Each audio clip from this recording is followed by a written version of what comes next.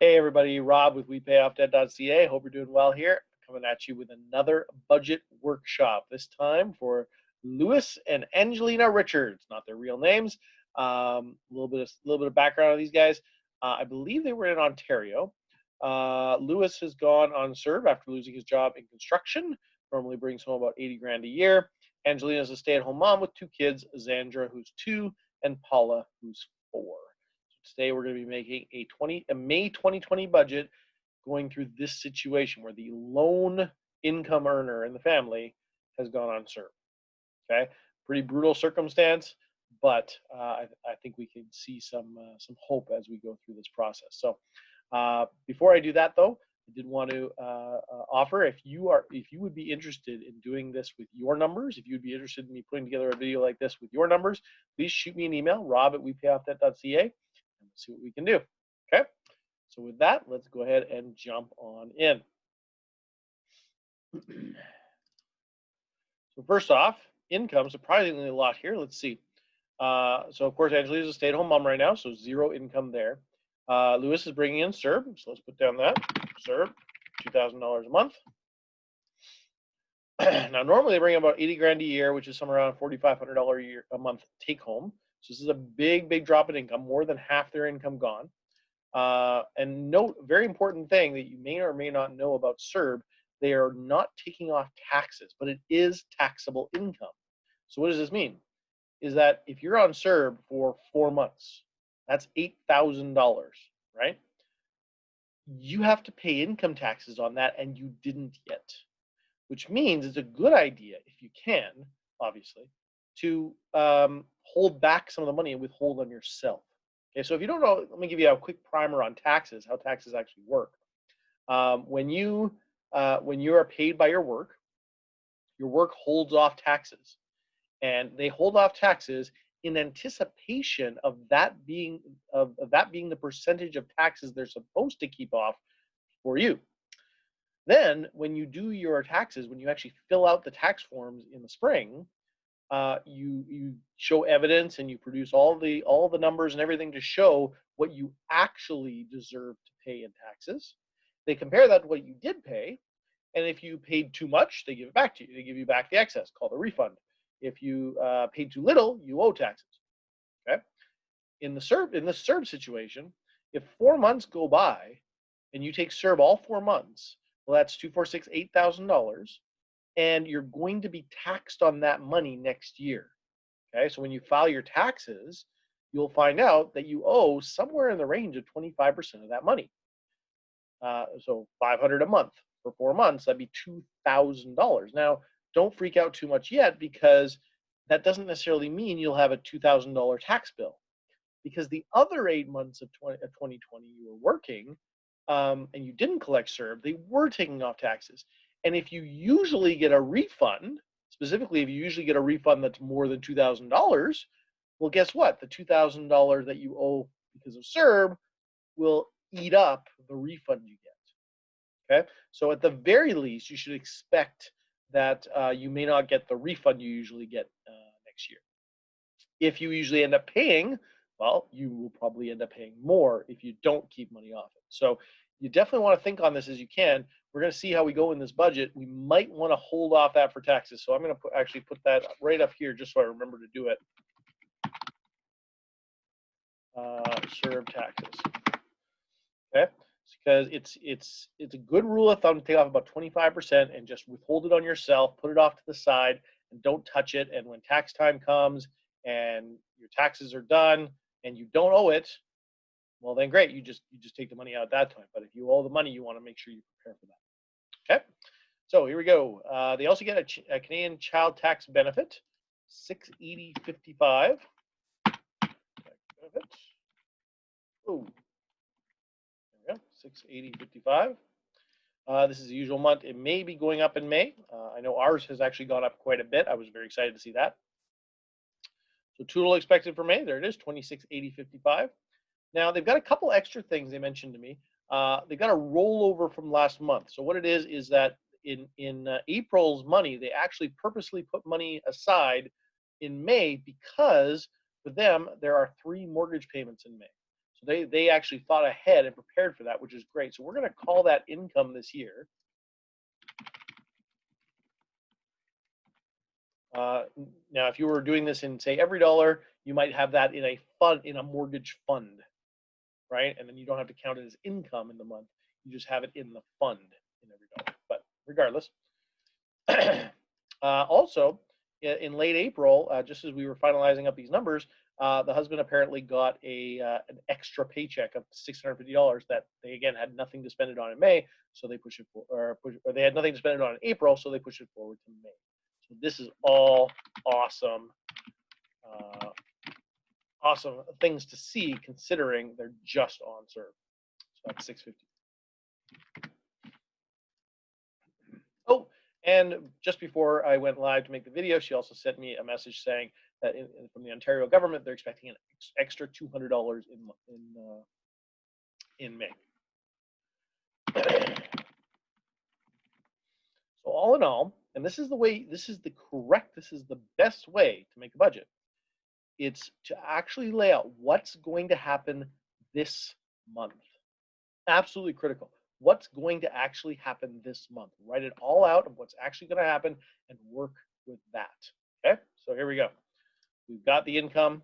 Let's move on to the first of the four walls. The most important thing is food. So their usual plan is $925 a month, $625 on groceries, $100 on restaurants, $200 on Costco. Now, being that you're on CERB, you're in a pretty emergency situation here. So I would not be afraid to cut this back at least a little bit. So let's do it this way. Let's put food, or let's put groceries, and let's put restaurants. And let's just do it this way. The easiest way, of course, to cut back is restaurants. Right? We never have to eat out. Eating out is always a luxury. And so I'm going to put, I'll put the Costco in with the groceries and make that $8.25 for groceries and $0 for restaurants. Okay, so I'm cutting you $100. See how that goes. Okay, that's food. Next up, the rest of the four walls. The first thing here we got is some giving, which is great. I very, very much encourage people to give. I'm a Christian. I tithe 10% of our money. Giving, they have $39 going to World Vision and other charities. Well, let's just put giving, $59 a month. Okay, medical, none, nothing necessary there. So next up, utilities. So the next thing you do after your food, and of course absolute necessities like if there was any medical or giving, the next most important thing after that is your utilities. Okay, you've got to make sure you can keep the water going, you can keep the electricity on.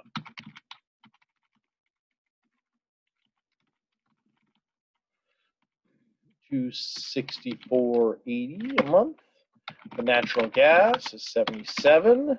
The cable internet, now when I see that and we're in an emergency situation, not a big fan of leaving the cable on.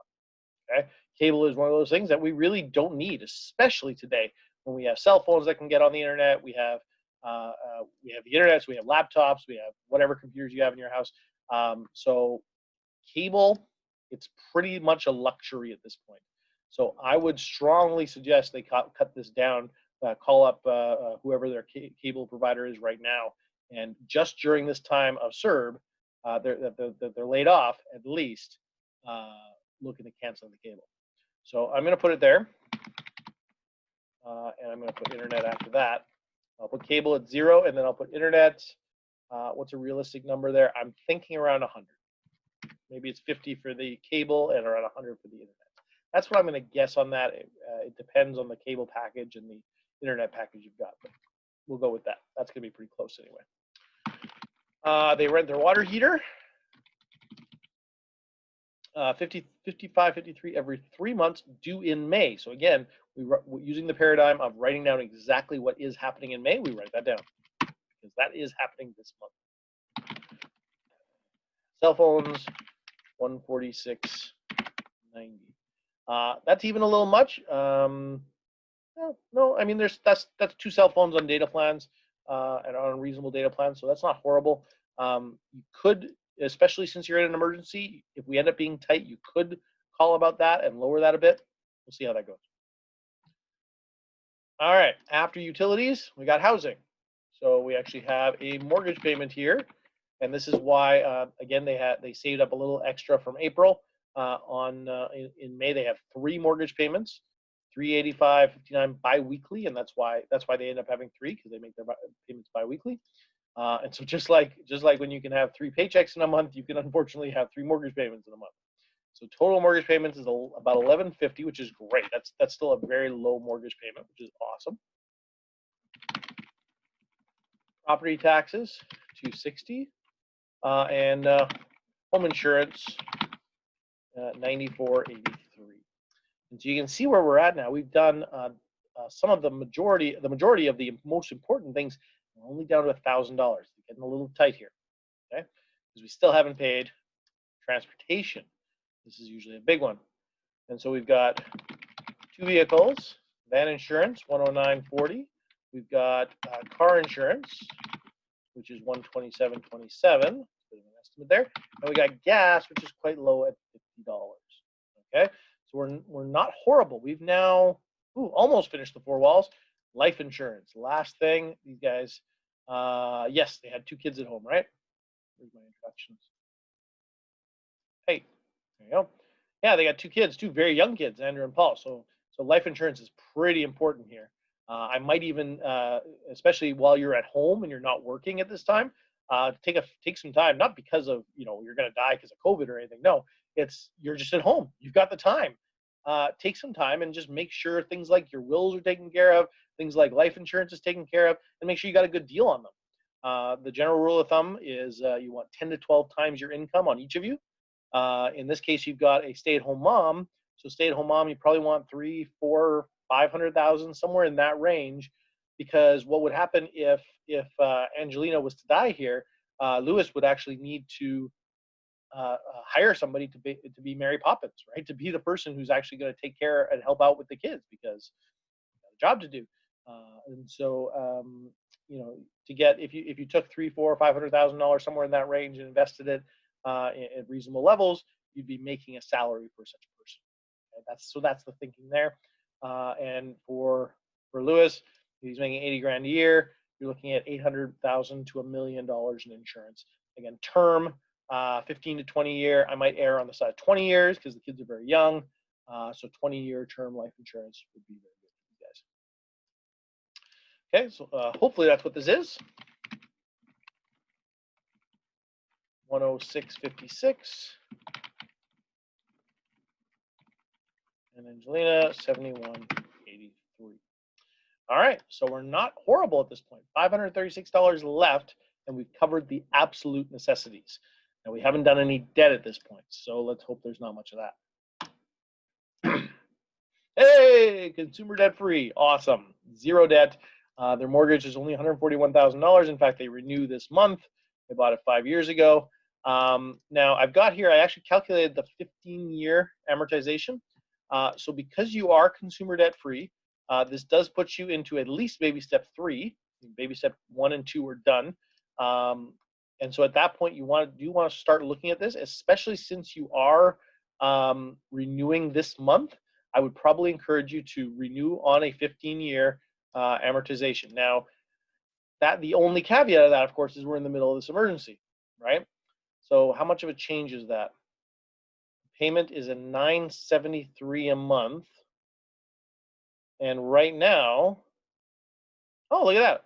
Right now, you're making $1,100 a month. Oh no, because that's the biweekly. Here you go. Let's bring up the numbers here. So it would be $449 biweekly. They're currently paying $385 biweekly. So we're talking about a difference of $65 biweekly, so $130 a month. While you're on CERB, it's not ideal. Better question then would be, where is the emergency fund at? And I've got that info over here. They have an $11,000 fully funded emergency fund. $11,000. How does that sound? $11,000. Go back to the income. $4,500 a month take home. 3 months would be 9, 10, 11, 12, 13, 5. 3 months income. That's 3 months expenses. So that's a right on the edge of 3 months of an emergency fund. So you're technically okay, but I actually might recommend going a little further in the future. And the main reason is, as you're seeing today in this situation, is that Lewis is your only source of income, and Lewis's job goes bad, right? And you're in this situation where you're relying on CERB and past income and savings. So I might recommend upping your fully funded emergency fund to maybe double that to a 6-month emergency fund. And if that's the case, then I would probably leave your mortgage at whatever it is for now, right? Maybe don't change the amortization for this point, and yeah, especially in the emergency, you maybe look into a 1 year, something very low rate, because you're going to have to renew in a few years anyway. And when you do, of course, after everything's done with CERB and everything's done with COVID, you're going to want to renew this on a 15-year amortization at 3% or whatever rate you can get at that point. And rates are really low right now. So you might look into this. I know, for instance, right now I'm actually looking into refinancing our mortgage, because we locked in at 3.24, and I've actually been offered, I want to say 2.2 on a fixed rate. So things are really crazy right now in the mortgage market. So if you can lock it in at a really low rate for 15 years, you might even be able to get the biweekly payment down to close to what it is right now. And if you can do that, well, then it's a no-brainer, right? So yeah, that's got to be your ultimate goal, and that's got to be where you're moving in the long run. If, for instance, by the time this video is made, you're starting to see signs that his job's going to be back next week, oh, well, then in that case, you definitely renew on a 15-year amortization, right? So that kind of thing, yeah, definitely want to move that way. So I hope that clicks clear. I'm spending a lot of time on that. Sorry about that. Good. All right, so we will leave it for now. I will presume that's not changing because we have such a low income at this point. Well, come to think of it, look at this. Look at the income. The usual income is about $4,500 a month, and we're at $4,000 this month because of the preparedness you guys had. With that being the case, it's only $500 difference. You might want to do it. You might actually want to do it. Now, again, if it's looking like you're going to be out of work for 3 months, okay, maybe not. But if being that we're this close and we're still doing okay, might want to do it. So let's do it. I'm going to do it. I'm going to up the payment to a 15-year, and I won't do it bi-weekly. I'll just do it monthly, so we don't have these big months hanging around. I would probably recommend that. Oh, yeah, come to think of it, that lowers it this month. I guess you'd renew it next month. So okay, let's leave it up there this month. All right, because you're gonna have to pay that this month anyway.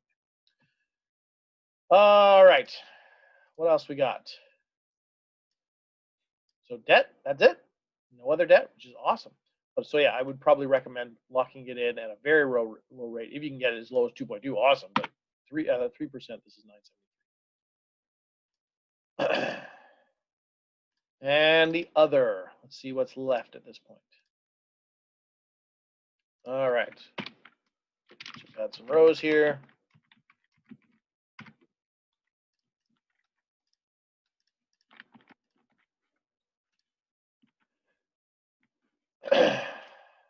All right, Netflix, you're looking at $16.99 a month. Disney Plus, $8.99 a month. And they're investing. Let's come back to that in a sec.